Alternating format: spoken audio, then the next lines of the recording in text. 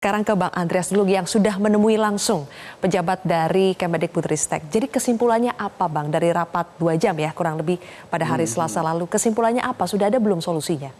Ya, jadi ya pertama saya ingin menjawab dulu atau menanggapi lagi apa yang disampaikan dengan pendidikan itu tersier, pendidikan tinggi itu tersier. Saya kira ini tidak menjawab persoalan dan menimbulkan justru menimbulkan ya misinterpretasi di publik yang sensitif gitu.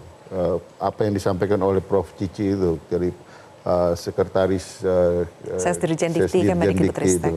Kenapa? Karena tersier itu adalah jenjang pendidikan, ya kalau pendidikan ya primer tuh pendidikan dasar, pendidikan menengah, dan kemudian jenjang ketiga itu adalah pendidikan tinggi. Itu betul. Tetapi itu bukan berarti kebutuhan, soal kebutuhan. Indonesia ini butuh pendidikan, baik pendidikan dasar, menengah, bahkan juga pendidikan tinggi kalau kita mau bicara soal membangun kualitas sumber daya manusia. Jadi kami minta juga pada waktu itu supaya menggunakan istilah itu ya dalam kapasitas kualitas sebagai seorang pejabat tinggi di Kementerian Pendidikan dan Kebudayaan, kemudian menggunakan istilah yang tidak pas untuk menjawab persoalan, saya kira hal yang sangat fatal. Sayang beliau waktu itu tidak hadir di dalam rapat itu gitu.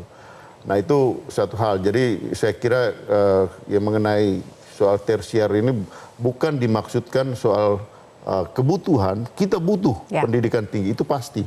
Dan kita berharap bahwa makin banyak mahasiswa yang mengikuti jenjang pendidikan tinggi ini akan meningkatkan kualitas sumber daya manusia kita. Menuju generasi emas. Kalau begitu solusi untuk UKT-nya apakah sudah ada tuh Bang? Kemudian yang berkaitan dengan hasil rapat pada waktu itu memang ya kami menyampaikan juga pesan-pesan dari mahasiswa karena hari Rabu minggu sebelumnya kami menerima BEM seluruh Indonesia yang mewakili ya teman-teman muda ini, anak-anak mahasiswa ini yang menyampaikan hal-hal yang berkaitan dengan kenaikan UKT yang mendadak dan terjadi di hampir semua perguruan tinggi. Memang beda-beda kasusnya, tapi terjadi secara menyeluruh.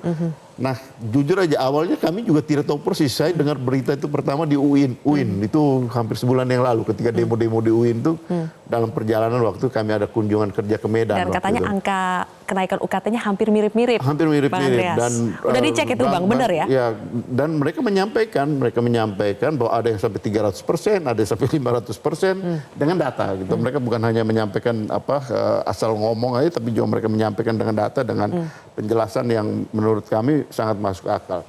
Nah, sehingga kami coba untuk mencari tahu, mengidentifikasi. Waktu saya mulai dengan apa sih sebenarnya persoalan ini sehingga secara menyeluruh ini terjadi seperti ini gitu. Kemudian saya perhatikan juga, saya minta Permendikbud.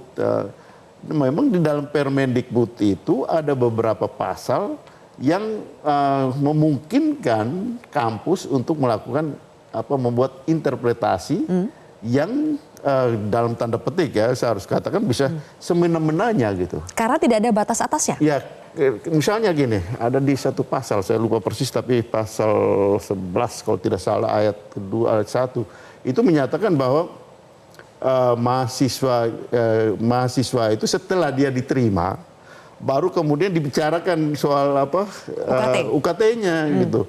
Nah ini kan itu tadi seperti yang disampaikan oleh Ferry, dia udah masuk dulu, kemudian baru dibicarakan soal masuk ke kelas mana, kelompok mana, atau bicara harga berapa yang harus dia bayar. Ini kan akhirnya menjebak anak-anak yang jadi yang di kampus, beberapa kampus yang lain dari pertemuan dengan mahasiswa langsung, ada yang sudah takut duluan gitu mau daftar, atau jangan-jangan saya tidak bisa bayar ini kalaupun saya lulus. Kalau saya tidak bisa bayar percuma. Dan faktanya memang banyak yang mundur akhirnya jadi, Bang Andreas. Ada mengganggu psikologi ya teman-teman muda ini untuk yang mengikuti jenjang pendidikan yang tinggi yang kita butuhkan. Jelajahi cara baru mendapatkan informasi. Download Metro TV Extend sekarang.